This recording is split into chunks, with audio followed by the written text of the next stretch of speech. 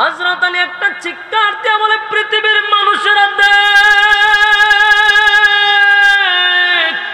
আমার মালিক আমার নবীরে কত ক্ষমতা দিছে গো, যেই নবীর আঙ্গুলের ইশারায় সূর্য পর্যন্ত শুনে। সুবহানাল্লাহ। বাড়ি গিয়া একটা জবান বন্ধ রাখবেন না, বলেন আল্লাহু আকবার। হয় না আর জোরে আল্লাহু আকবার। এই ইমানের আওয়াজ দিয়ে বলেন আল্লাহু আকবার।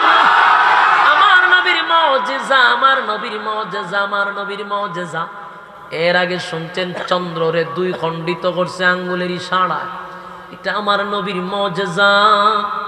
ঠিক সূর্যকে অর্ডার দেওয়ার সাথে সাথে আমার আল্লাহ বলেন, আমার বন্ধু বলছে সূর্য তুই নামাজের জায়গায় যা।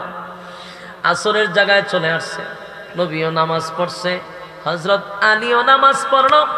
আমার যুবক ভাইয়েরা, ওই সাহাবীরা এক ওয়াক্ত নামাজ ছুটে যাবে এটা কখনো তারা বরদাস্ত করতে পারে না, পাগল হয়ে যাইত। এই জন্যই তারা দুনিয়ার জমিনে জান্নাতের গ্রাম পাইছে, জান্নাতের সার্টিফিকেট পাইছে। আমার যুবক ভাইয়েরা, 60 থেকে 70 বছর হায়াত পাইছি, অনর্থক কারণে সময় নষ্ট করতেছি, বেহুদা সময় খরচ করতেছি, যেমনে মনে চায় এমনে চলতেছি।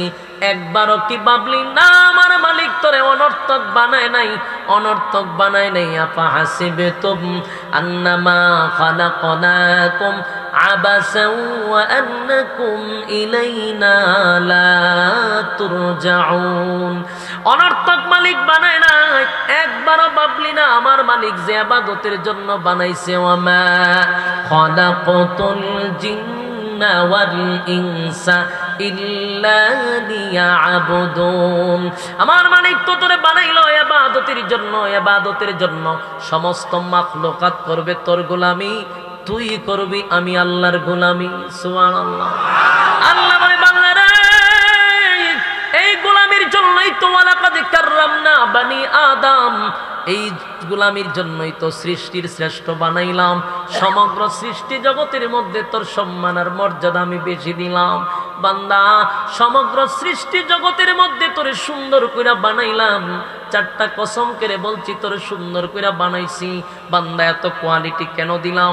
শুধুমাত্র কেবলমাত্র আমার গোলামি করবি এই জন্য। এই যুবক ভাইয়েরা, এরপরও যদি তুমি আর আমি মালিকের গোলামি না করি, আল্লাহ কয় ওয়ামা খালাকতুল জিন্না ওয়াল ইনসা ইল্লা লিয়াবুদুন। মানব দানব তোরে বানাইছিলাম ইবাদতের জন্য, যদি ইবাদত না করস ইন্না জাহান্নামা কানাত মিরসাদা, নিশ্চয়ই তোদের জন্য জাহান্নাম উৎপেতে বসা আছে।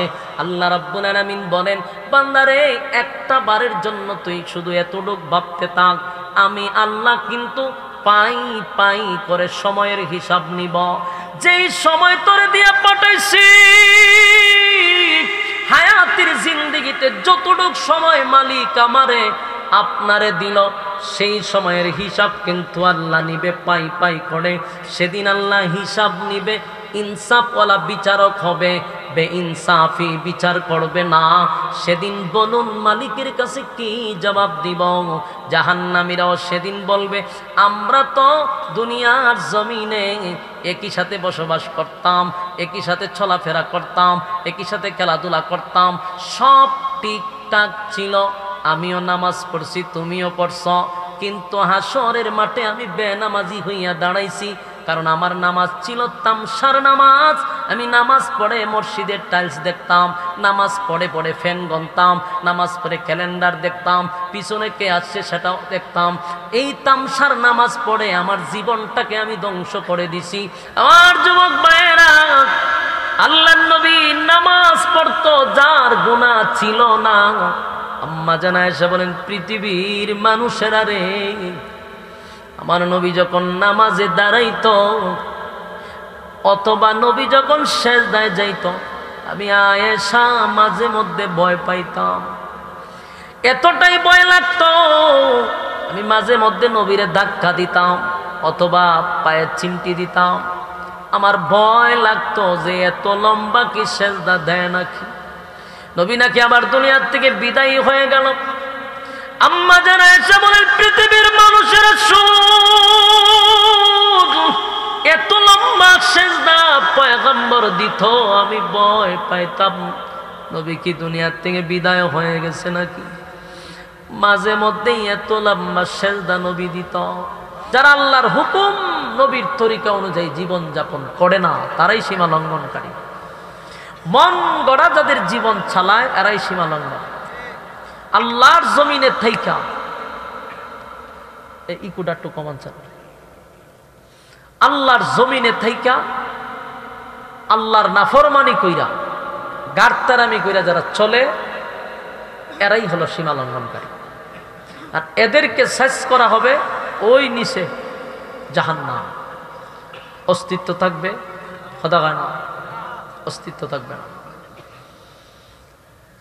জাহান্নামীদেরকে একটা সময় ধরবে, ধরে ইচ্ছা মতো সাইজ করবো, সাইজ করার পরে এরা জিগাইব, এরে কেরাইছস, কেরাইলে জাহান্নামে কম। জান্নাতীরাও এরা জিগাইব যে একসাথে বড় গল্প টল্প করছি, চলাফেরা করছি, বন্ধু বান্ধব আসলাম আমরা, তা আমার তো আল্লাহ বালা সুখে শান্তিতে রাখছে, তুই কেন কেমন আইলি? এর নিজেই কয় আমি আইসি যে কারণে, এটা হলো ক্বালু লাম নাকু মিনাল মুসাল্লিন। আমি আইসি প্রথম নাম্বার হলো আমি নামাজই ছিলাম না, দুনিয়াতে নামাজ পড়তাম না, ওই ফ্যানটা মুত্যা দিতাম, অজুহাত দেখায় ইমাম সাহেবের কাছ থেকে চলে যেতাম। আল্লাহর 12টা মাস ফ্যানটে সমস্যা, নামাজের সমস্যা। এই নামাজি ব্যক্তিরা কেউ নামাজ না পড়ে জাহান্নামে যাবে। ভাই আল্লাহর রাস্তায় একটু মনোযোগ দেন, নামাজ কেউ না পড়ে জাহান্নামে যাবে। আবার এক শ্রেণীর লোক নামাজ পইরা জাহান্নামে যাবে। এরা নামাজ 5 ওয়াক্ত পড়ছে, কিন্তু দেখা যাবে নামাজি যে সে এই জায়গাতে তার নামাজের কোনো আমল লেখাই হয়েছে না, অথচ নামাজ পড়ছে। নামাজ পড়েও বেনামাজি হইয়া কবরে যাবে। কারণটা কি? তা একটা হইলো পড়ছি না আফসুস, আর একটা তো আফসুস সবচেয়ে বড় যে নামাজ তো পড়লাম আমি, ফজর তো উঠলাম, ঠান্ডা পানিতে উজু করলাম, তো নামাজ পড়েও যে আমি বেনামাজি হইয়া কবরে গেলাম, ঘটনাটা কি? কারণ আমরা অনেকেই নামাজ পড়ি, এগুলা হয় তামসার নামাজ। কিসের নামাজ? তামাশার নামাজ। নামাজ হয় না। দেখেন আল্লাহ স্পষ্ট কোরআনে বলছে, ইন্নাস সালাতা তানহা আনিল ফাহশাই ওয়াল মুনকার। স্পষ্ট কথা, নামাজি ব্যক্তিকে সমস্ত পাপাচার থেকে, গুনাহ থেকে আল্লাহ হেফাজত করবে। আচ্ছা, এটা আল্লাহর কথা না যে ব্যক্তি নামাজ পড়বে তারে আল্লাহ গুনাহ থেকে বাঁচাইয়া দিবে, সমস্ত গুনাহের কাছ থেকে সে বেঁচে যাবে, নামাজি ব্যক্তিকে আল্লাহ বাঁচাইয়া দিবে। কিন্তু প্রশ্ন হইল, আমরা যে চোখে দেখতেছি নামাজ পড়ে 5 ওয়াক্ত, সুদও খায় আবার একেবারে সমান তালে। নামাজি ব্যক্তি সুদও খায়, নামাজি ব্যক্তি ঘুষও খায়, নামাজি ব্যক্তি সাদাও করে, নামাজি ব্যক্তি টেন্ডারবাজিও করে, নামাজি ব্যক্তি মানুষের হক নষ্ট করে, নামাজি ব্যক্তি মানুষের উপরে জুলুম করে, নামাজি ব্যক্তি জেনা ব্যভিচারে লিপ্ত থাকে। আছে না নাই? তাহলে লোকটা তো নামাজি, আল্লাহ না বলছে নামাজ পড়লে গুনাহ থেকে বিরত থাকবে, নামাজে তারে গুনাহ থেকে বিরত রাখবে। কিন্তু যদি নামাজ উপরে সুদ খায়, নামাজ উপরে ঘুষও খায়, নামাজ উপরে সব কাজ করে, ঘটনাটা কি? তাহলে আল্লাহর কথা কি মিথ্যা? নাউজুবিল্লাহ। আপনারা আওয়াজ দিন না, আমার কথা কি বুঝতেছেন নি? এই স্পষ্ট কথা বোঝা যায়, আওয়াজ হইতেছে? তাহলে মনোযোগ দিয়ে শুনুন। চোখে দেখতেছি নামাজ পড়ার পর সে আকামে লিপ্ত, আল্লাহ বলছে নামাজি ব্যক্তিকে গুনাহ থেকে বাঁচাবে নামাজ। তাহলে নামাজ পড়ার পরেও সে বাঁচে না কেন? আল্লাহর কথা কি ভুল? আল্লাহটা ঠিকই আছে, কিন্তু আমার নামাজ হয় না, নামাজ হয় না। আল্লাহ তো বলছেন নামাজি ব্যক্তিকে বাঁচাবে, কিন্তু আমি তো নামাজ পড়তেছি, এটা তো নামাজ না, এটা তো তামসা। তামসার নামাজ আপনার আশেপাশে আছে। মসজিদও কত কোয়ালিটির নামাজিদের যায়, এটা ইমাম সাহেব ছাড়া কেউ হইতে না। কোনো নামাজে আমি নিজে দেখছি, নামাজ পড়তেছে ঠিক এইভাবে হাত বাঁধছে, নামাজ পড়তেছে, কিন্তু উপরে চাই টাইলস দেয়। মসজিদের টাইলস কেমনে লাগাইছে, হ্যাঁ মেহরাবের ওই চাই রয়েছে, এটা কি নামাজ পড়তে দেয়ান আছে? হ্যাঁ টাইলস দেখে। নামাজে দাঁড়াইয়া সে ফ্যান কয়টা লাগাইছে এটা গনে, ওই ক্যালেন্ডারের পয়সা কিতা লেখছে এটি বই বেফর খারুইয়া নামাজের মধ্যে খারুইয়া ফিসেটা কেউ কাশি দিলে এবার মূর্ছা দিয়া চায় এরম নামাজে আপনারা দেখছেন নি? আমি চোখকে দেখিয়া কথা বলতেছি ভাই, আমি তো ইমামতি করেছি তো। মুসল্লি কত প্রকার ও কি কি আমরা সে বেশি কেউ জানে না। কত নামাজি আমার চোখে দেখছি 60 বছর 70 বছর হয়ে গেছে, দাড়ি ফাইকা চামড়া ঢিল হয়ে গেছে, কিন্তু এই তালের নামাজ পড়তেছে আজকে 50 বছর ধরে। যদি আপনি তারে গিয়ে আতভাও দূরে কোন বলে চাষা নামাজটা তো হয় না, আপনি একটু সুন্দর করে পড়েন, 3টা লাড়া দিয়ে আপনার সাইডে দূরে ফেলা দেবেন। আমার নামাজ শিখান আপনি, নামাজ হয় না আমার মেরে কিতে শিখাইবেন। আমি প্রায় সময় একটা ঘটনা কই, আল্লাহ উনি মারা গেছে, ওনার আল্লাহ জান্নাত নসিব করুক, আমার এক মুসল্লি। আমি একদিন জুহরের নামাজের সুন্নত ফরার লেগিয়া আমি ইমাম সাহেব হন টাইমও কম, দৌড়ায় গিয়ে আমি খারুইছি এক মুসল্লির সাথে নামাজ পড়তাম। আমার ভাষে মুরব্বী হারিয়ে নামাজ পড়তেছে। আমি যখন নামাজ পড়তেছি উনি আমার সাথে নামাজ পড়তেছে। আমি 2 রাকাত পড়তে পড়তে আল্লাহর বান্দা 4 রাকাত পড়ে আবার 2 রাকাত পড়ছে। কিরে ঘটনা কি? আমি 2 রাকাত, আমি এত স্পিডে পড়তেছি না, আমরা সেই স্পিডে তার মুরব্বী পড়তে পারতো না। স্পিড পড়লে আমরা পড়তে পারো, তুই স্পিডে পড়তেছে কারণ আমার তো সময় কম, সুন্নত তৈরি ফরজ পড়াইতে হবে। কিন্তু আমি বুঝতে পারলাম আমি 2 রাকাত পড়তাম না, বেচারা 60টা রাকাত পড়লো কেমনে? আবার দেখি আবার 2 রাকাত দাঁড়াইছে। এরপরে যাই হোক নামাজ শেষে আমি তো দাদা উদা ডাকতাম, দাদা এত স্পিডে কেমনে নামাজ পড়ে? আমি দিতে পারি না। মাশাআল্লাহ আমি 2 রাত পড়তে পড়তে 6 রাত পড়ে লেছেন, কেমনে পড়ে? তোমার বয়স কত? তা আমার লেখাপড়ার জীবনের বয়স কত হইব? 21-22 হইব। বললাম এরকম হইব? হয় অত তাড়াতাড়ি না, আস্তে আস্তে স্পিড বাড়ব। আমার আস্তে আস্তে স্পিড বাড়ব। আমি বুঝাইছি না যে তাই যে ই খামলা, আমি আস্তে আস্তে বুঝাইছি যে আপনি এত তাড়াতাড়ি কেমনে পড়েন। তারে বুঝাইছি যে আপনি একজন পারফেক্ট নামাজি, কিন্তু সে আমার কাউন্টার দিছে ওহন অত তাড়াতাড়ি না, আস্তে আস্তে স্পিড বাড়ব। মানে উনি 50 বছর ধরে নামাজ পড়তেছে, স্পিড বাড়ছে।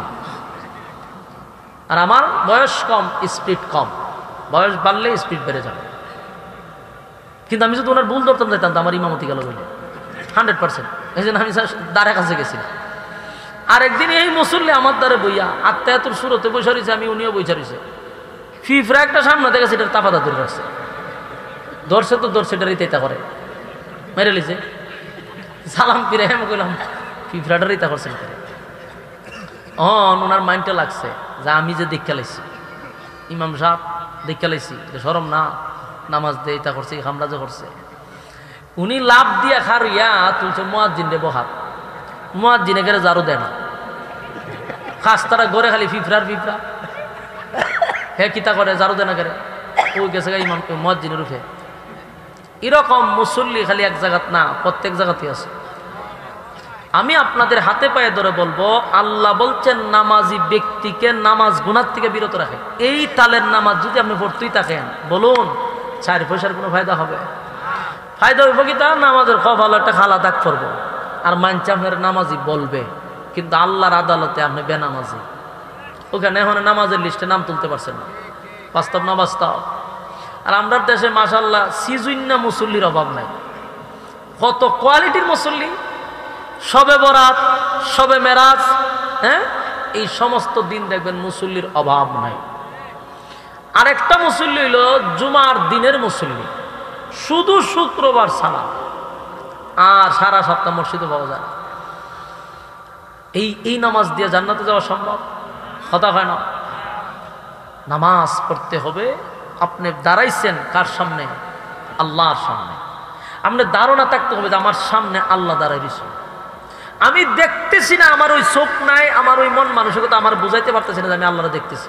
তাহলে আপনি এটা যখন পারবেন না, বলবেন যে আল্লাহ আমার দেখতেছে। কথা হয় না? এটা তো ভাবতে পারবেন যে আল্লাহ আমারে দেখতেছে, তো আমি আল্লাহর সামনে দাঁড়াইছি। দুনিয়ার এমপি মন্ত্রীর সামনে দাঁড়াইলে আপনি কি সর্বোচ্চ আদব দিয়া দাঁড়ান। আচ্ছা, কেউ যদি থানার যায় ওসি সামনে দাঁড়াইলে কিভাবে দাঁড়ায়? সর্বোচ্চ আদব নিয়ে দাঁড়ায়, কেন লড়াচড়া করে না। সমস্ত বাদশাহ, সমগ্র সৃষ্টি জগতের স্রষ্টা, তার সামনে দাঁড়াইছেন, কতটুক আদবে দাঁড়ানো দরকার। কথা হয় না দি? সেখানে দাঁড়ায় আপনি হিতা করেন, পিছে দেখাটায় দেখেন, হ্যাঁ, মসজিদের টাইলস দেখেন, ফ্যান গনেন, এটা কি নামাজ না তামসা? এই তামসা করে আপনি কবরে গেলে নামাজের নাম উঠব, বেনামাজির নামাতে রয়ে গেছে, বেনামাজির খাতাতেই নাম রয়ে গেছে। নামাজ যখন পড়েন দুই সাইডে দুই ফেরেশতা থাকে, সেখানে দাঁড়ায়া থাকে আপনার নামাজটা দেখে। এই নামাজ যদি হয় আসমানে নিয়ে যায়, আর নাইলে নামাজ বললে আপনার মুখ ডিল মেরেতে যায়, প্লিজাত নামাজ দরকার নেই। আর আপনি রয়ে গেলেন বেনামাজির খাতারে। যেন নামাজ হতে হবে নামাজের মতো। নামাজে দাঁড়াইছেন, যদি সাহাবায়ে কেরাম তো নামাজ পড়লে উপরে পাখিয়ে বসে থাকতো, পাখিরা বসে থাকতো গাছ মনে করে, লড়তো না। আর আমরা নামাজ পড়লে সারা শরীর লড়ে। আল্লাহ হেফাজত করুক।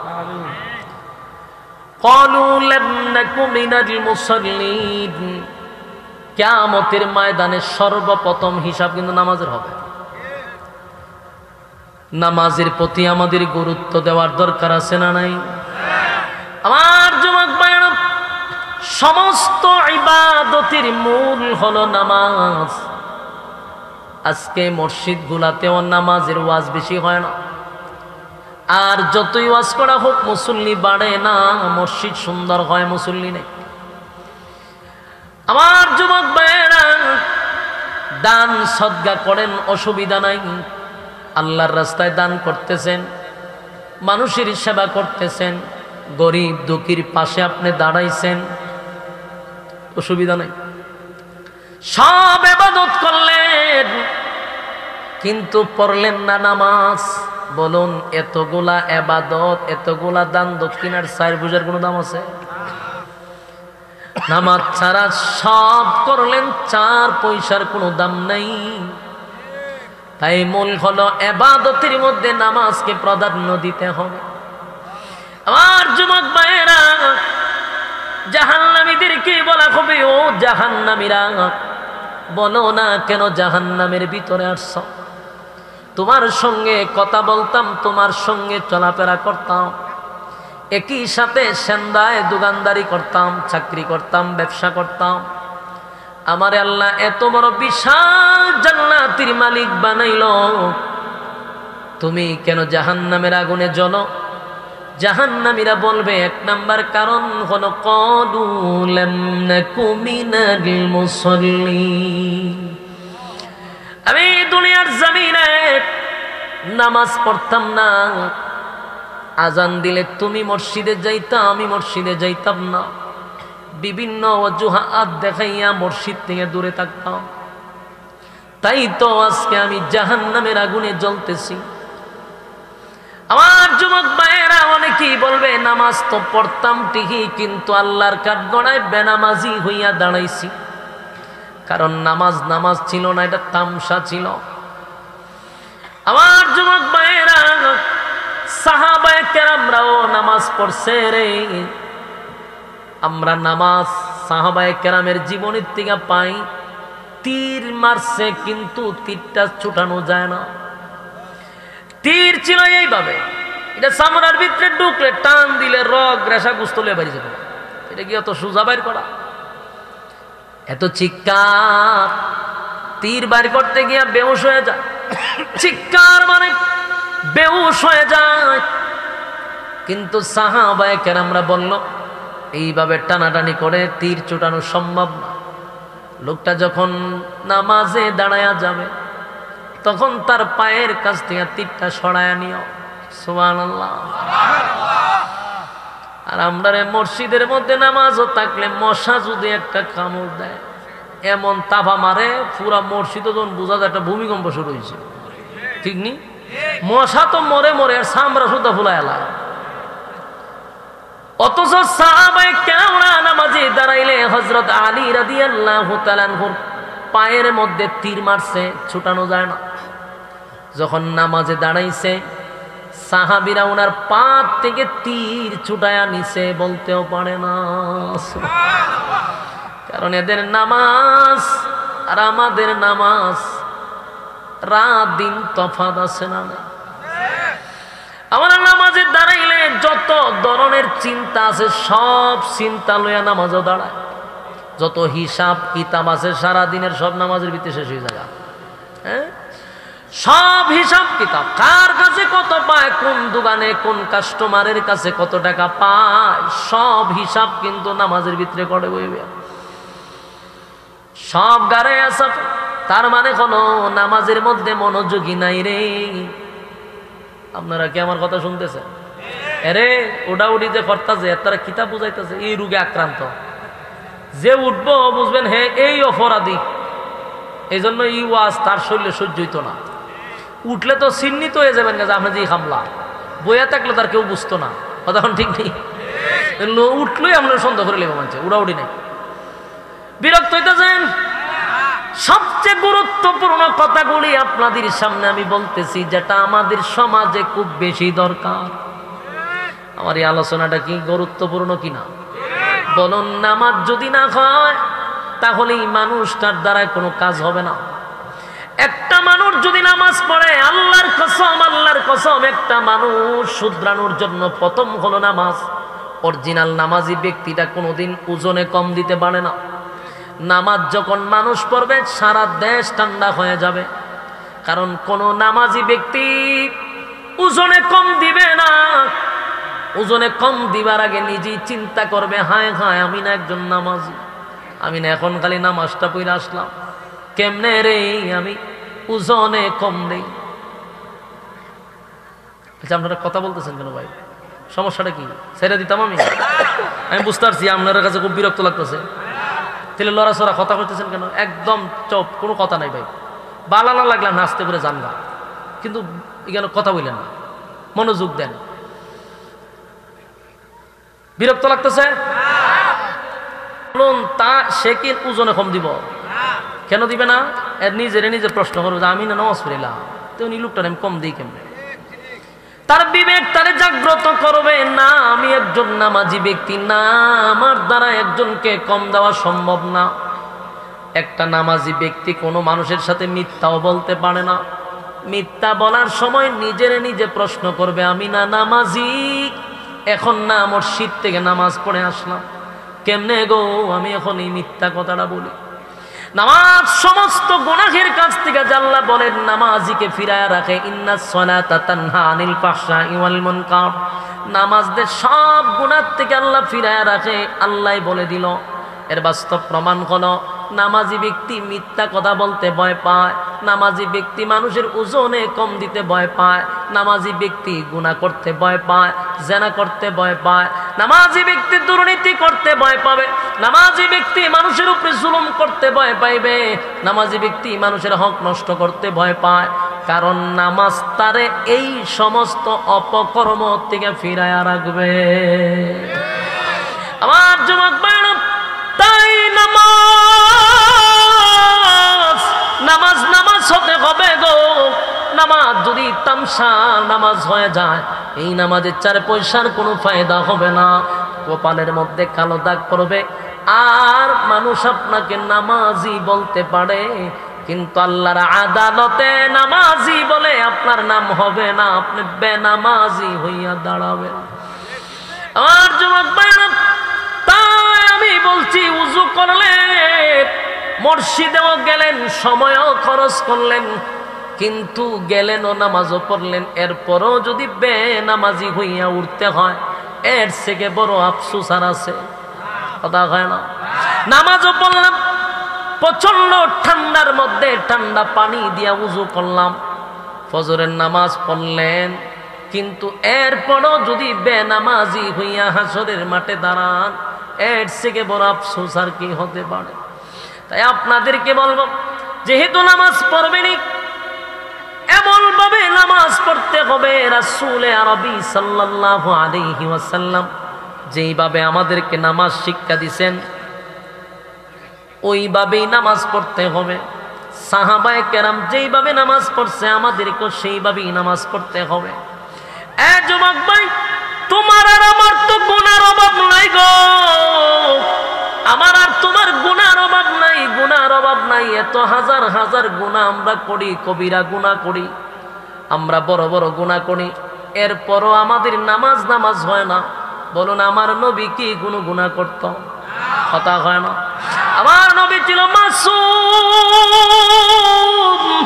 আমার নবী নবীর কোনো গুনাহ ছিল না, আমার নবীর কোনো গুনাহ ছিল না। আহলে সুন্নাত ওয়াল জামাতের আকীদা হলো সমস্ত নবীরা হলো মাসুম, তাদের কোনো গুনাহ নাই।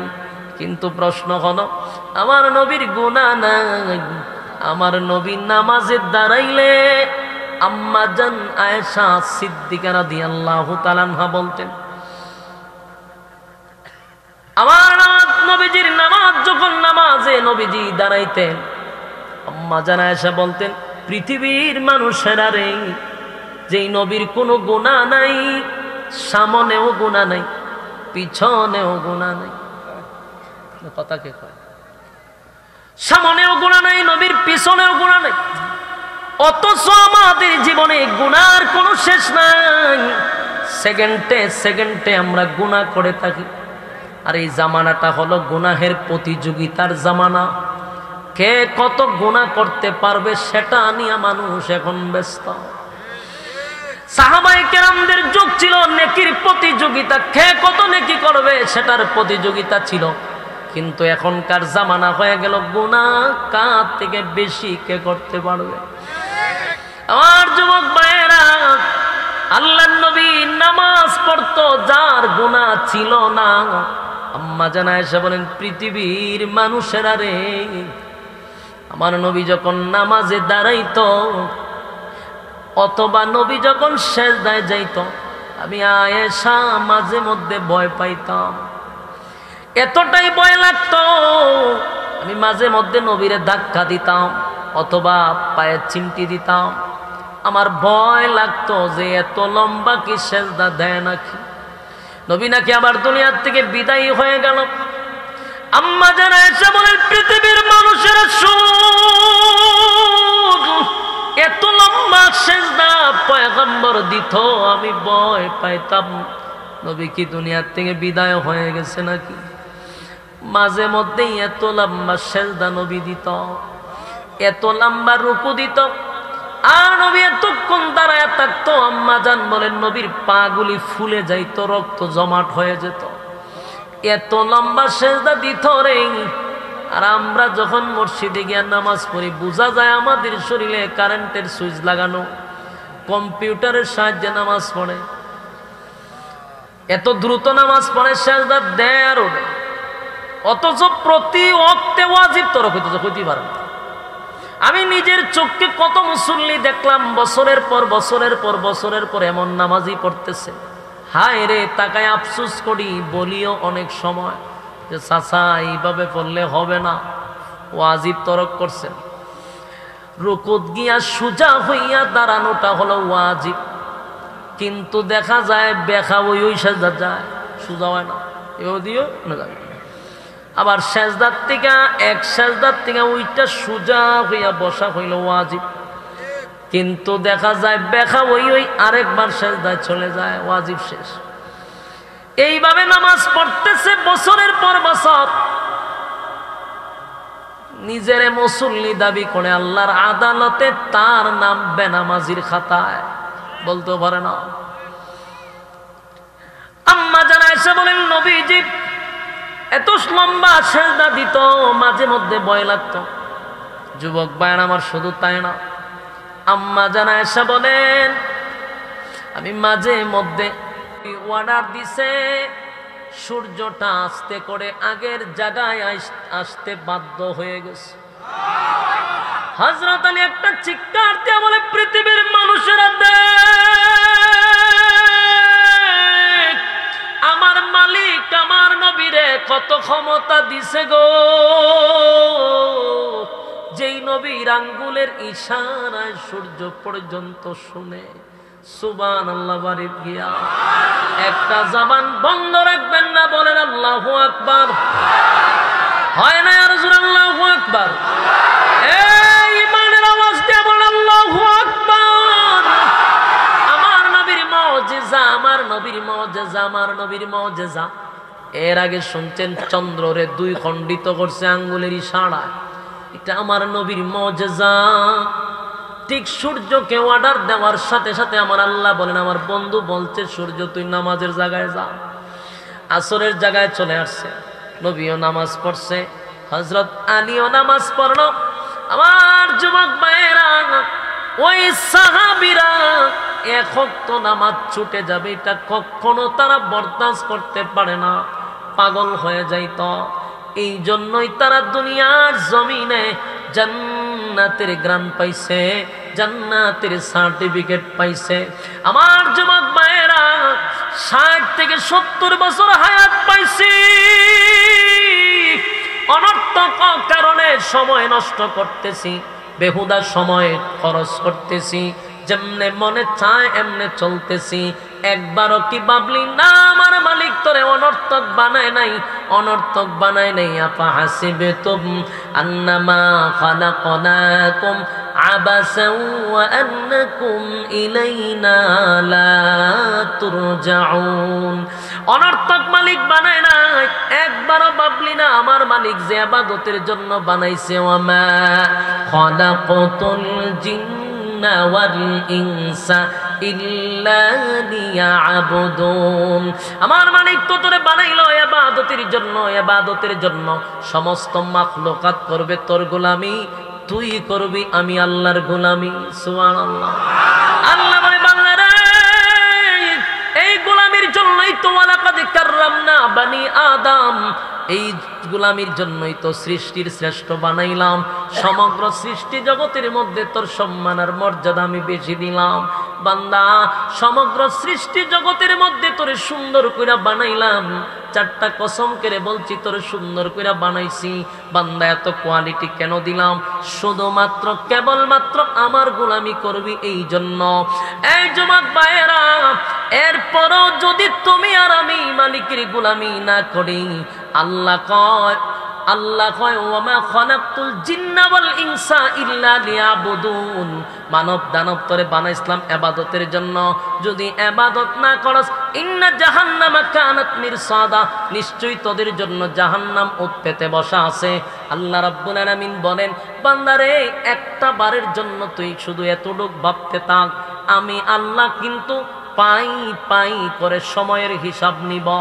যেই সময় তোরে দিয়া পাঠাইছি, হায়াতের জিন্দেগিতে যতটুক সময় মালিক আমারে আপনারে দিল, সেই সময়ের হিসাব কিন্তু আল্লাহ নিবে পাই পাই করে। সেদিন আল্লাহ হিসাব নিবে, ইনসাফওয়ালা বিচারক হবে, বেইনসাফি বিচার করবে না। সেদিন বলুন মালিকের কাছে কি জবাব দিব? জাহান্নামীরাও সেদিন বলবে, আমরা তো দুনিয়ার জমিনে একই সাথে বসবাস করতাম, একই সাথে চলাফেরা করতাম, একই সাথে খেলাধুলা করতাম, সব ঠিকঠাক ছিল, আমিও নামাজ পড়ছি, তুমিও পড়ছ, কিন্তু হাসরের মাঠে আমি বেনামাজি হইয়া দাঁড়াইছি। কারণ আমার নামাজ ছিল তামসার নামাজ। আমি নামাজ পড়ে মসজিদের টাইলস দেখতাম, নামাজ পড়ে পড়ে ফ্যান গনতাম, নামাজ পড়ে ক্যালেন্ডার দেখতাম, পিছনে কে আসছে সেটাও দেখতাম। এই তামসার নামাজ পড়ে আমার জীবনটাকে আমি ধ্বংস করে দিছি। আজকে আমাকে 1 নাম্বার কারণ হলো, এখানে আসার কারণটা হলো ক্বালু লাম নাকু মিনাল মুসাল্লিন। দুনিয়াতে আমি মুসল্লি ছিলাম না বন্ধু, তুমি ছিলা মুসল্লি। চিৎকার দিয়া কোন সুবহান। মুসল্লি যারা হবে তাদের জন্য চিরস্থায়ী জান্নাত, চিরস্থায়ী জান্নাত। ওই জান্নাত কারা কারা পাইতে চান? 2টা হাত তুলনা দেখায়া দে। লিল্লাহে তাকবীর, লিল্লাহে তাকবীর। আল্লাহ সবাইকে বুঝার আমল করার তৌফিক দান করুক।